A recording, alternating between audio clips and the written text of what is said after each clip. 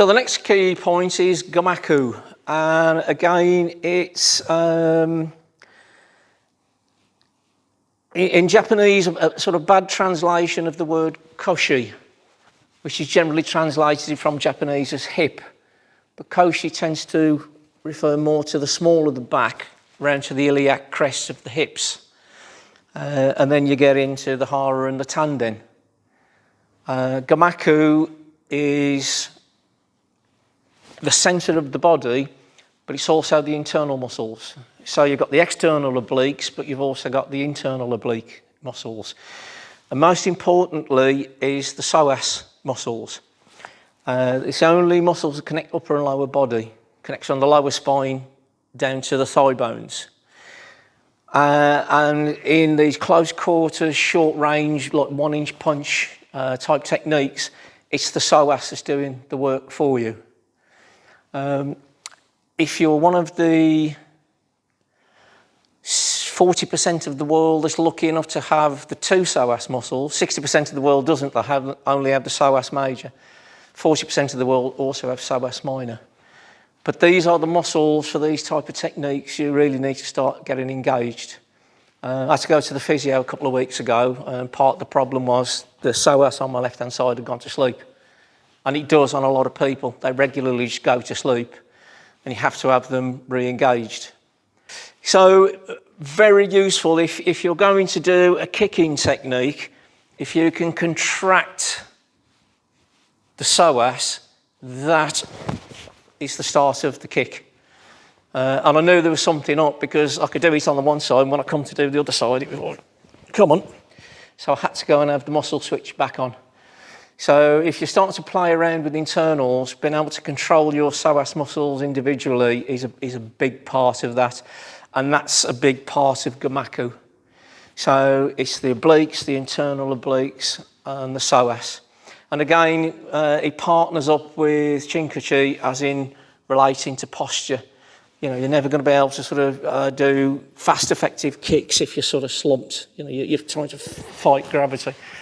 But if you can maintain good posture and then start contracting these muscles, you can fire your techniques out. So these are big points in Okinawan style karate, and there's certainly close range fighting. Chinkachi. It's not quite the same as Kime.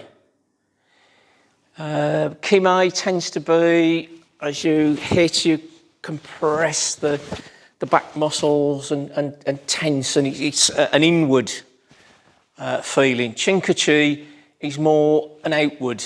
A good description is like when you sneeze, you know, you sort of build up and then you sneeze and out it comes. Chinkachi has got that same sort of feeling. And it's more specific in the framework of the body and the muscles that are used. It's difficult to achieve Chinkachi if your posture is bad.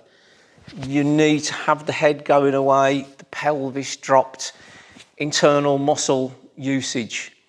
So it's a little bit like Kime, but more of it and more specific about the body usage.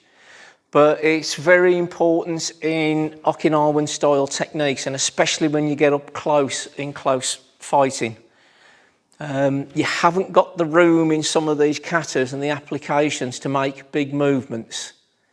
You know, you can't sort of push and bring the back foot in and use big body movements. Everything has to be closer, much closer.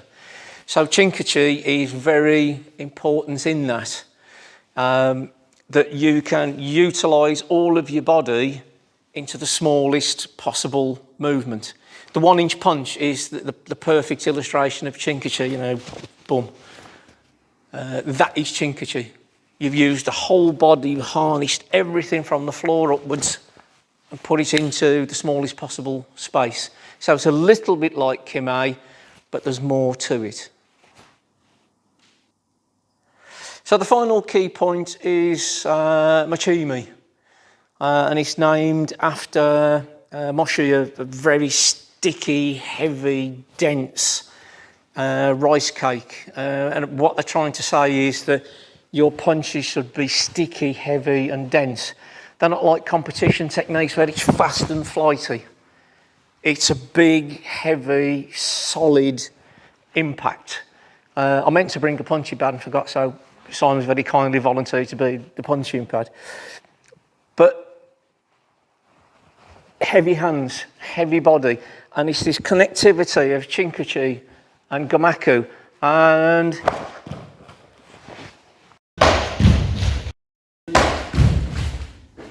so there's no, for the purposes of safety, there was no speed involved. That was just the sort of heaviness.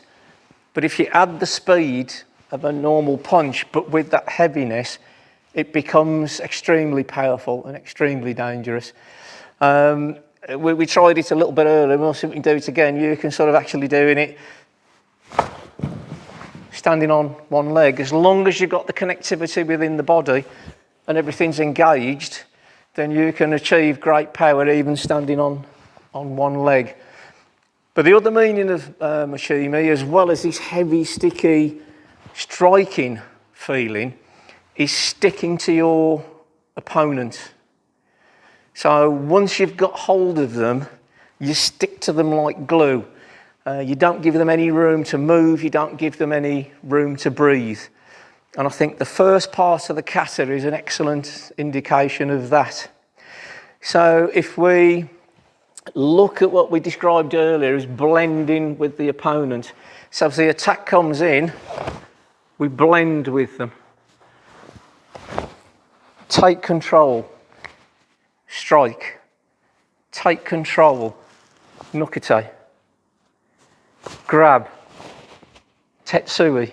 Take control again, punch. Take control, take him down, punch.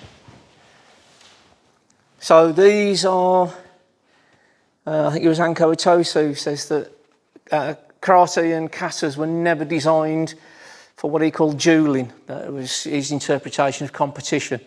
It's meant for enclosed, nasty self-protection. You know, back in the day in Okinawa, with no street lights, no police forces. So if somebody attacked you in the darkness of night, you know, they could probably murder you and be gone and never be caught. So these katas and these techniques were designed for horrible, up-close, dirty, nasty fighting. And I think that first section is an excellent indication of that.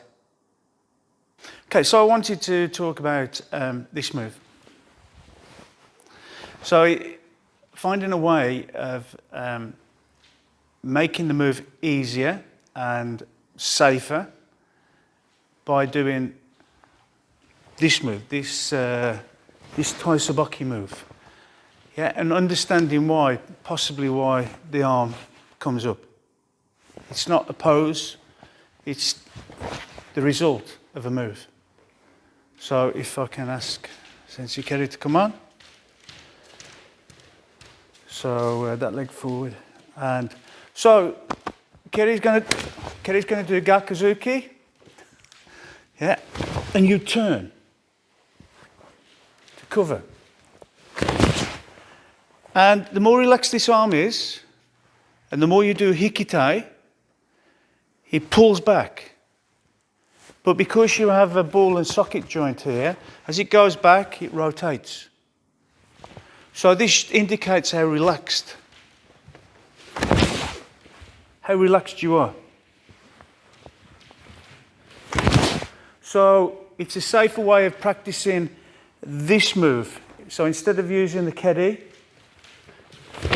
you're using Gakuzuki. And you can get this feeling of your hip moving. The other thing is, it looks very similar to Chinto.